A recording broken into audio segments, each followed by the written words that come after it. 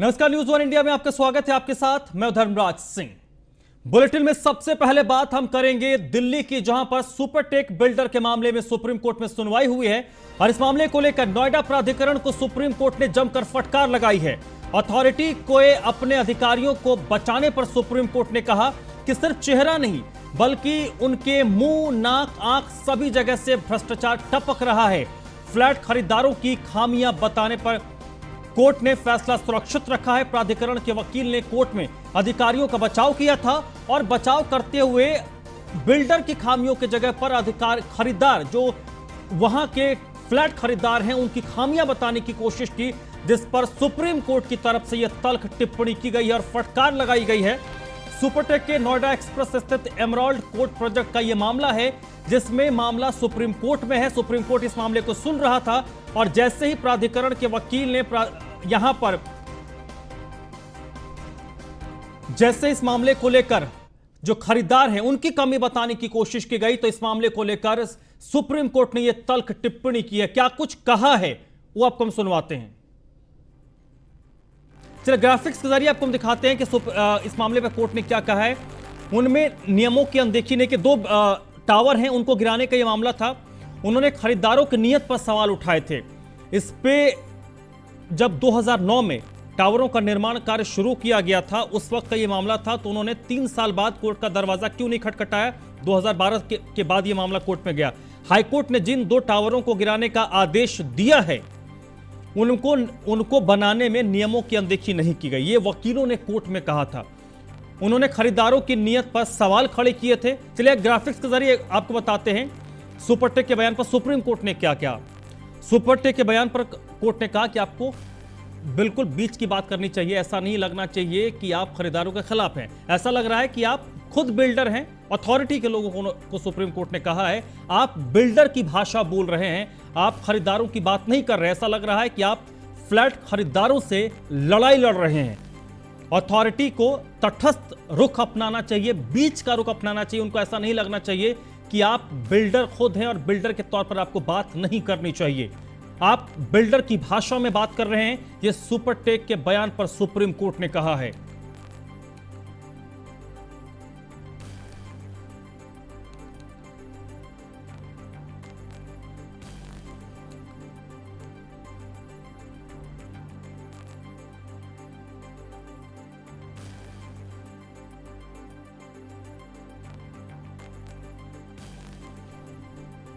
तो सुपरटेक के एक मामले को लेकर आज सुप्रीम कोर्ट में अथॉरिटी को फटकार लगाई है।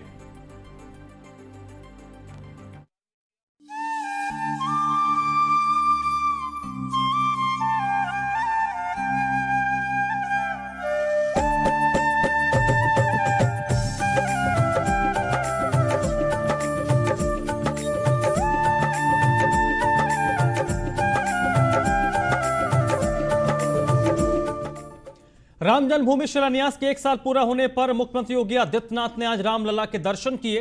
सीएम ने रामलला की आरती की और राम मंदिर मॉडल का भी निरीक्षण किया।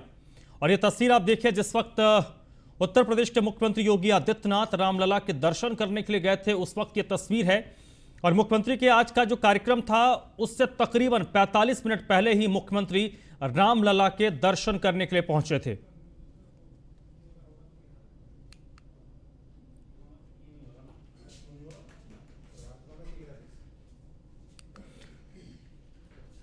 अयोध्या में राम मंदिर के शिलान्यास के 1 साल पूरा होने पर आज अयोध्या में भव्य कार्यक्रम का आयोजन किया गया था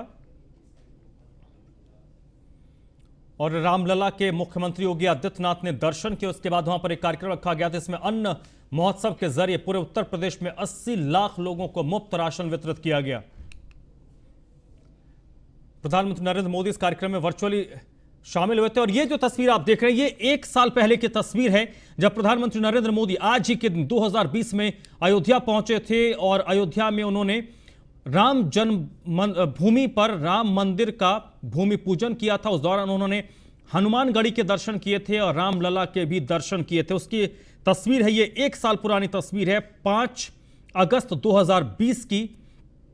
और आज ठीक 1 साल के बाद प्रधानमंत्री नरेंद्र मोदी वर्चुअली अयोध्या में जुड़े और मुख्यमंत्री योगी आदित्यनाथ स्वयं अयोध्या में मौजूद थे। प्रधानमंत्री मोदी ने इस दौरान कार्यक्रम को संबोधित भी किया। अयोध्या की बात करें तो अयोध्या के जो संत पुरोहित महात्मा हैं वो आज के दिन को काफी जश्न के तौर पर मना रहे हैं।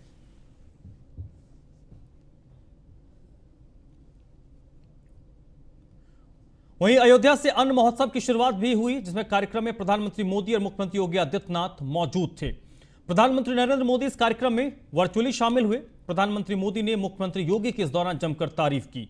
प्रधानमंत्री ने कहा कि आपके मुख्यमंत्री योगी कर्मयोगी हैं। मुख्यमंत्री योगी आदित्यनाथ की तारीफ करते हुए प्रधानमंत्री ने कहा कि आपके मुख्यमंत्री योगी कर्मयोगी हैं। प्रधानमंत्री वर्चुअली इस कार्यक्रम से जुड़े थे, जिसमें उत्तर प्रदेश में आज अन्न महोत्सव के तहत 80 लाख लोगों को राशन वितरित किया गया। मुख्यमंत्री योगी आदित्यनाथ ने भी अयोध्या में लाभार्थियों को खुद इस योजना के तहत राशन वितरित किया है। कार्यक्रम को प्रधानमंत्री नरेंद्र मोदी ने वर्चुअली संबोधित किया और मुख्यमंत्री योगी आदित्यनाथ की जमकर तारीफ की है।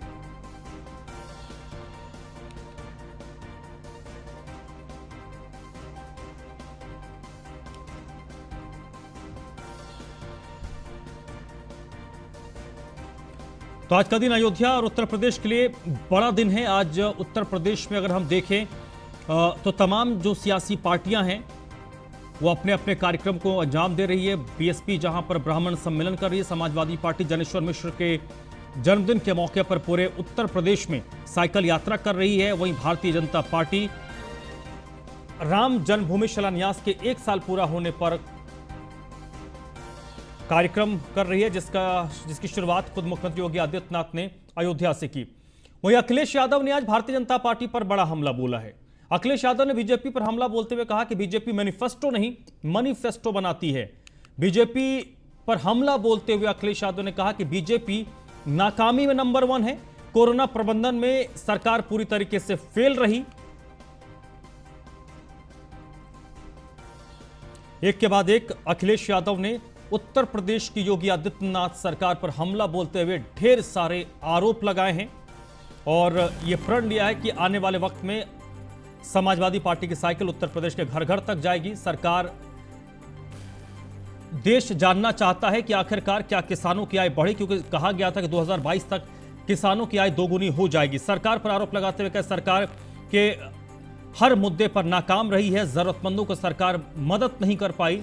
बीजेपी मैनिफेस्टो नहीं बनाती है मनीफेस्टो बनाती है। और ये 5 तस्वीरें देखिए समाजवादी पार्टी के साइकिल यात्रा की, जिसका आगाज लखनऊ में राष्ट्रीय अध्यक्ष समाजवादी पार्टी अखिलेश यादव ने किया। उसके बाद कन्नौज में डिंपल यादव ने हरी झंडी दिखाकर साइकिल यात्रा को रवाना किया। आजमगढ़, चित्रकूट और गाजियाबाद की तस्वीरें हैं। ये सिर्फ 5 जिलों की बात नहीं है। उत्तर प्रदेश के 75 के 75 जिलों में समाजवादी पार्टी के कार्यकर्ता आज सड़कों पर साइकिल यात्रा करते नजर आए। गंगा में लाशें बहाने में नंबर 1। उत्तर प्रदेश गंगा के किनारे दफन किए गए लाशों के ऊपर से कफन उतारने में नंबर 1। उत्तर प्रदेश लाशों के रेत में दफन करने में नंबर 1। उत्तर प्रदेश चिताओं के जलने में नंबर 1। उत्तर प्रदेश कोरोना बीमारी के दौरान दवाइयों की कालाबाजारी करने में नंबर 1। उत्तर प्रदेश सम्मानित नागरिकों को बिना इलाज के मारने में नंबर 1। उत्तर प्रदेश पंचायत चुनाव के दौरान अध्यापकों की बलि देने में नंबर 1। उत्तर प्रदेश 1600 से अधिक अध्यापकों की मौत को सिर्फ 3 बताने में नंबर 1। उत्तर प्रदेश रोजगार मांगने वाले विद्यार्थियों पर लाठी चलाने में नंबर 1। उत्तर प्रदेश 70 लाख नौकरी देने का वादा करके अपने वादे से पलट जाने में नंबर 1। उत्तर प्रदेश नौजवान पीढ़ी का भविष्य बर्बाद करने में नंबर 1। उत्तर प्रदेश बेगुनाह लोगों को जेल डालने में नंबर 1। उत्तर प्रदेश माननीय न्यायालय की अवहेलना करने में नंबर 1। उत्तर प्रदेश महिला असुरक्षा में नंबर 1। उत्तर प्रदेश विशेष जाति और धर्म के लोगों पर अत्याचार करने में नंबर 1। उत्तर प्रदेश बड़े बड़े पोस्टर होर्डिंग लगाकर अपनी नाकामियों को छिपाने में number 1। Uttar Pradesh custodial death, judicial death में नंबर 1। जहाँ दवाई का इंतजाम हो जाता, बिस्तर का इंतजाम हो जाता, हॉस्पिटल में बेड का इंतजाम हो जाता, ये सरकार नाकाम रही। और ऑक्सीजन जिससे जान बच जाती ऑक्सीजन उपलब्ध नहीं करा पाए, जिसकी वजह से न जाने कितने लोगों की जान चली गई। सरकार हर मुद्दे पर नाकाम है। भारतीय जनता पार्टी ने अभी तक उत्तर प्रदेश की सरकार ने अपना मैनिफेस्टो नहीं खोला है। ये मैनिफेस्टो नहीं बनाते हैं, भारतीय जनता पार्टी के लोग मैनिफेस्टो बनाते हैं। मैनिफेस्टो नहीं, मनीफेस्टो बनाते हैं। इनके लिए पॉलिटिक्स बिजनेस है।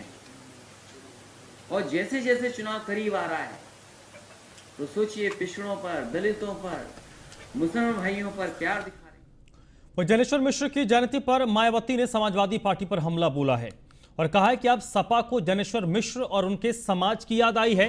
ये सिर्फ राजनीतिक स्वार्थ और नाटकबाजी नहीं तो और क्या है। तो बसपा की तरफ से मायावती ने ट्वीट करके समाजवादी पार्टी के साइकिल यात्रा पर हमला बोला है। उन्होंने कहा है कि समाजवादी पार्टी को अब श्री जनेश्वर मिश्र और उनके बीजेपी सरकार द्वारा सताए हुए उनके समाज की याद आई है। यह सब उनकी राजनीतिक स्वार्थ और सस्ती लोकप्रियता के लिए नाटकबाजी नहीं तो और क्या है। टोक्यो ओलंपिक में पहलवान रवि दहिया इतिहास रचने के लिए ताल ठोकेंगे। जिस काम को देश के बड़े बड़े दिग्गज पहलवान अंजाम नहीं दे पाए, रवि उसे हासिल कर देश को गौरवान्वित करने की कोशिश करेंगे।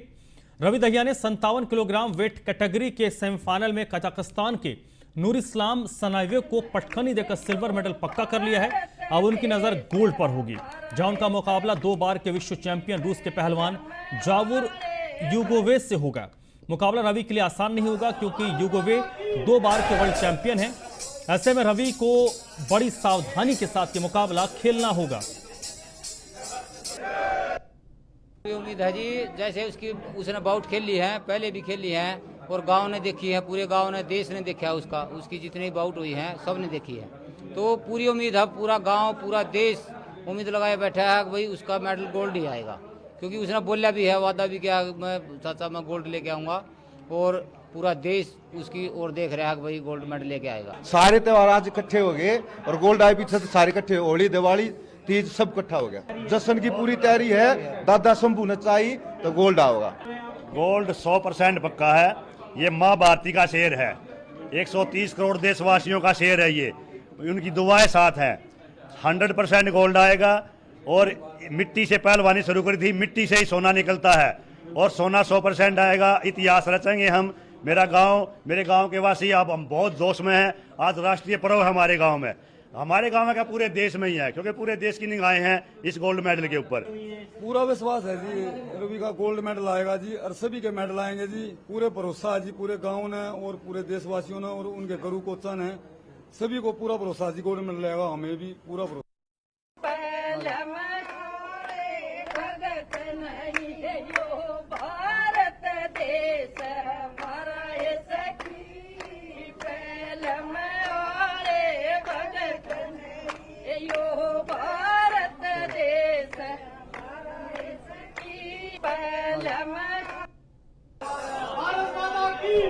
रवि दहिया एक बार फिर से इतिहास रचने की दहलीज पर खड़े हैं। उनका मेडल तो पक्का है, लेकिन उस मेडल के रंग को परिवर्तित करने को लेकर पूरे देश से इस वक्त दुआ के लिए हाथ उठ रहे हैं।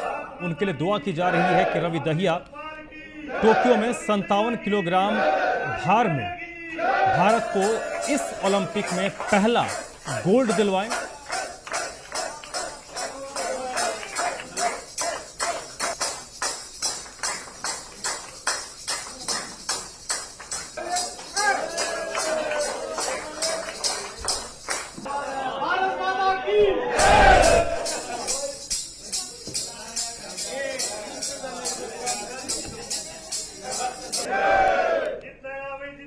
तो टोक्यो ओलंपिक में भारत गोल्ड को लेकर इस वक्त काफी आश्वस्त नजर आ रहा है, क्योंकि जिस तरीके से अपने पिछले मुकाबले में रवि दहिया ने जीत दर्ज की है, उसके बाद उनके गांव में तो लोग झूम रहे हैं, नाच रहे हैं, गा रहे हैं, क्योंकि उनका सिल्वर पक्का हो चुका है।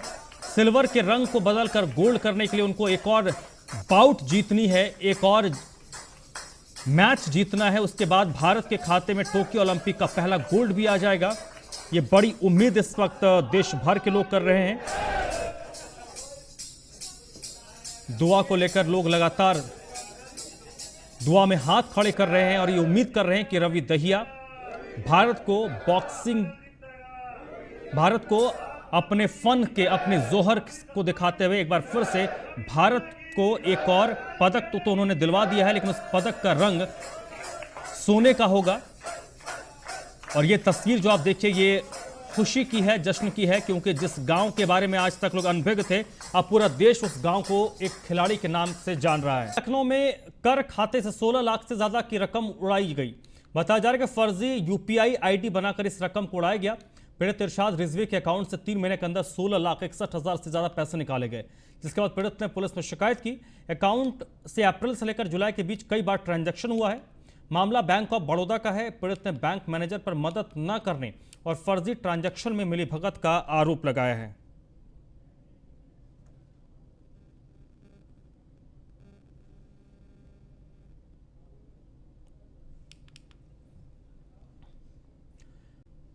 आजमगढ़ जिला के अतरौलिया थाना क्षेत्र के शाहपुर बाजार में मंगेतर ने होने वाली अपनी पत्नी की धारदार हथियार से काटकर हत्या कर दी और मौके से फरार हो गया।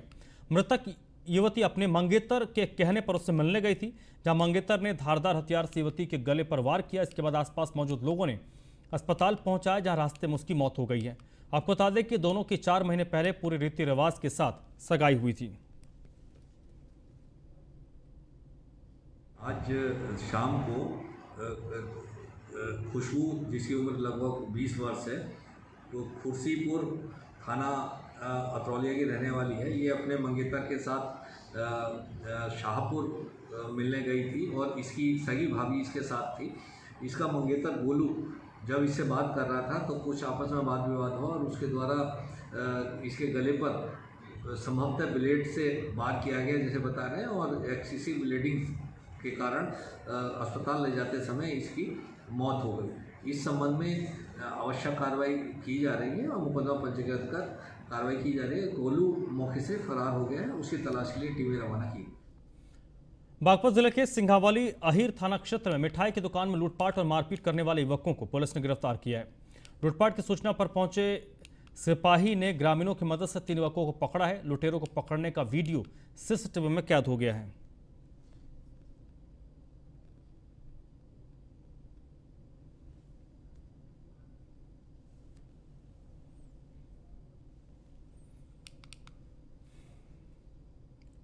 प्रतापगढ़ में पुलिस और बदमाशों के बीच मुठभेड़ हुआ। इस मुठभेड़ में एक बदमाश को गोली लगी है, जबकि दूसरा बदमाश फरार हो गया है। फिलहाल घायल बदमाश को अस्पताल में भर्ती करवाया गया है। 2 लोगों को गोली मारने के मामले में बदमाश वांटेड था। कंधई थाने के टॉप 10 बदमाशों में यह शामिल था। मुखबिर की सूचना पर पुलिस ने कार्रवाई की और इससे गोली लगी है। यह मुठभेड़ प्रतापगढ़ के रानीगंज थाना क्षेत्र के बुढ़ौरा मोड़ का है। दिनांक 4/5 अगस्त की रात में लगभग 1:30 बजे थाना रानीगंज को जरिए मुखबिर सूचना मिली कि 25 जुलाई को ग्राम संडौरा में गोली मारकर अमित तिवारी उर्फ मोनू तिवारी तथा जेपी चौरसिया को गोली मारकर घायल किया गया था। उससे संबंधित कुछ अभियुक्त गिरफ्तार करके जेल भेजे गए थे। उसी से जुड़ा हुआ एक अभियुक्त बुढ़ौरा के पास अपने साथी के साथ जा रहा था। इस सूचना पर थाना रानीगंज की टीम और स्वाट और एसओजी की टीम और क्षेत्राधिकारी नगर और क्षेत्राधिकारी रानीगंज, इनके सबके समन्वय से घेराबंदी की गई। आज ग्रेटर नोएडा से अगली खबर है, जहां पर पुलिस और बदमाशों के बीच मुठभेड़ हुई है। इस मुठभेड़ में 15,000 का एक इनामी बदमाश घायल हुआ है। आगरा से यह फरार इनामी बदमाश था। बदमाश के पास से पुलिस ने एक तमंचा और 2 जिंदा कारतूस बरामद किए हैं। एक चोरी की बाइक भी इस बदमाश के पास से बरामद की गई है।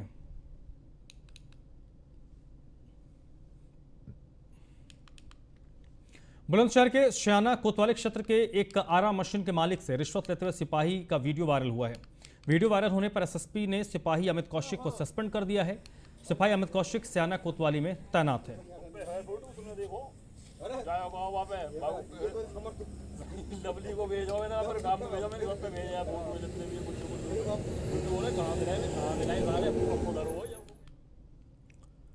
समाजवादी नेता ज्ञानेश्वर मिश्र की जयंती पर उनकी जन्मस्थली से सपा ने प्रबुद्ध और बुद्धिजीवी वर्ग सम्मेलन का आगाज किया। समाजवादी पार्टी के राष्ट्रीय अध्यक्ष अखिलेश यादव के निर्देश पर बलिया से प्रबुद्ध और बुद्धिजीवी वर्ग सम्मेलन की शुरुआत हुई। सम्मेलन में समाजवादी पार्टी के पूर्व विधायक संतोष पांडे शामिल हुए। बलिया जाते वक्त सपा कार्यकर्ताओं ने संतोष पांडे का जोरदार स्वागत किया।